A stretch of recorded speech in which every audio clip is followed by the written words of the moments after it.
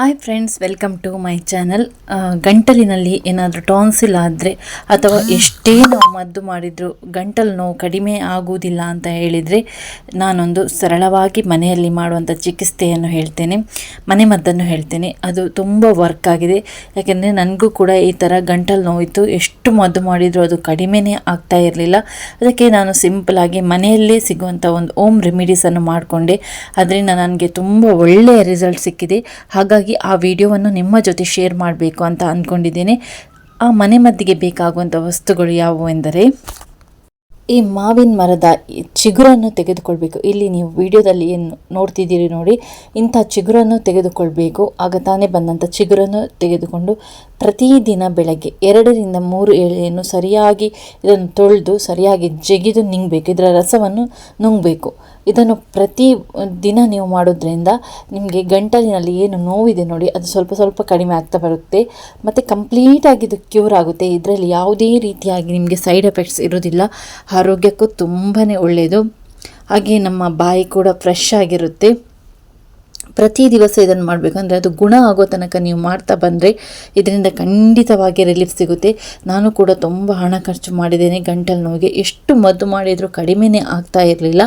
ಕಡೆಗಾಗಿ ನಾನು ಈ ಒಂದು ಮನೆಮದ್ದನ್ನು ಟ್ರೈ ಮಾಡಿದೆ. ಇದರಿಂದ ನನಗೆ 100% ರಿಸಲ್ಟ್ ಸಿಕ್ಕಿದೆ. ಹಾಗಾಗಿ ಈ ವಿಡಿಯೋವನ್ನು ನಿಮ್ಮ ಜೊತೆ ಶೇರ್ ಮಾಡಿದ್ದೇನೆ. ಅಂದರೆ ನಮಗೆ ಗಂಟಲಿನ ಒಳಗಡೆ ಏನಾದರೂ ಗಾಯಗಳು ಆಗಿದ್ದರೆ, ಉಷ್ಣದಿಂದ ಬಂದಂಥ ಗಾಯಗಳು ಅಥವಾ ಪೊಕ್ಕೆಗಳು ಏನಾದರೂ ಆಗಿದ್ದರೆ, ಈ ಮಾವಿನ ಎಲೆಯ ಚಿಗುರಿದೆ ಅಲ್ವಾ, ಅದರ ರಸವನ್ನು ಜಿಗಿತಾ ಬಂದರೆ ಖಂಡಿತವಾಗಿ ಇದರಿಂದ ರಿಲೀಫ್ ಸಿಗುತ್ತೆ. ನಿಮ್ಮ ದೀರ್ಘಕಾಲದ ಗಂಟಲು ನೋವು ಏನಾದರೂ ಇದ್ದರೂ ಕೂಡ ಇದರಿಂದ ತುಂಬಾ ವಾಸಿಯಾಗುತ್ತೆ. ಟಾನ್ಸಿಲ್ಸ್ ಏನಾದರೂ ಆಗಿದ್ರೂ ಕೂಡ ಇದರಿಂದಲೇ ರಿಲೀಫ್ ಆಗುತ್ತೆ. ಟಾನ್ಸಿಲ್ಸ್ ಆಗಿದ್ದರೆ ಪ್ರತಿದಿನ ನೀವು ರಾತ್ರಿ ಮತ್ತು ಬೆಳಗ್ಗೆ ಉಪ್ಪು ನೀರಿನಲ್ಲಿ, ಖಡಕ್ ಉಪ್ಪು ನೀರಿನಲ್ಲಿ ಬಾಯಿ ಮುಕ್ಕಳಿಸ್ತಾ ಬರಬೇಕು. ಆನಂತರ ಈ ಎಲೆಯ ಚಿಗುರನ್ನು ತಿಂತಾ ಬಂದರೆ ಟಾನ್ಸಿಲ್ ಕೂಡ ಕಡಿಮೆ ಆಗುತ್ತೆ. ಇದು ಒಂದು ಅದ್ಭುತವಾದ ಮನೆಮದ್ದು ಅಂತಲೇ ಹೇಳ್ಬೋದು.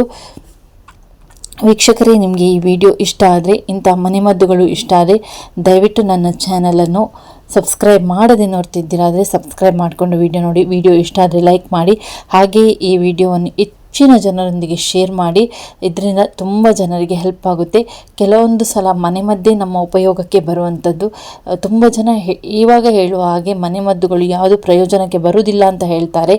ಇಲ್ಲ, ಹಾಗೇನಿಲ್ಲ. ಮನೆಮದ್ದುಗಳನ್ನು ನಾವು ಸರಿಯಾದ ರೀತಿಯಲ್ಲಿ ಮಾಡಿದರೆ ಅದು ಕೂಡ ನಮ್ಮ ಪ್ರಯೋಜನಕ್ಕೆ ಬರ್ತದೆ.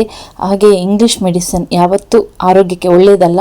ಆದರೂ ಕೂಡ ಏನು ಮಾಡೋದು, ಕೆಲವೊಂದು ರೋಗಗಳು ಬರೀ ಮನೆಮದ್ದಿಂದ ಕಡಿಮೆ ಆಗೋದಿಲ್ಲ. ಇಂಗ್ಲೀಷ್ ಮೆಡಿಸಿನ್ ಬೀಳಲೇಬೇಕು. ಇದರಿಂದ ಈ ಮನೆಮದ್ದಿಂದ ಯಾವುದೇ ರೀತಿಯಾಗಿ ನಮಗೆ ದೇಹಕ್ಕೆ ಸೈಡ್ ಎಫೆಕ್ಟ್ಸ್ ಇರೋದಿಲ್ಲ. ಇದು ಒಂದು ನ್ಯಾಚುರಲ್ ಆಗಿ ನಮ್ಮ ಪ್ರಕೃತಿಯನ್ನು ನಮಗೆ ಕೊಟ್ಟಿದೆ ನೋಡಿ, ಅದರಿಂದನೇ ನಾವು ಮಾಡುವಂಥದ್ದು. ಹಾಗಾಗಿ ಇದರಿಂದ ನಮ್ಮ ಆರೋಗ್ಯಕ್ಕೆ ಯಾವುದೇ ರೀತಿಯಾಗಿ ಪರಿಣಾಮಗಳು ಇರೋದಿಲ್ಲ, ದುಷ್ಪರಿಣಾಮಗಳು ಇರೋದಿಲ್ಲ. ಇದನ್ನು ಆದಷ್ಟು ಜನರಿಗೆ ಶೇರ್ ಮಾಡಿ. ಏನಾದರೂ ನಿಮಗೂ ಕೂಡ ಗಂಟಲಿನ ನೋವು ಕಂಡು ಬಂದರೆ ಈ ಮನೆಮದ್ದನ್ನು ಟ್ರೈ ಮಾಡಿ.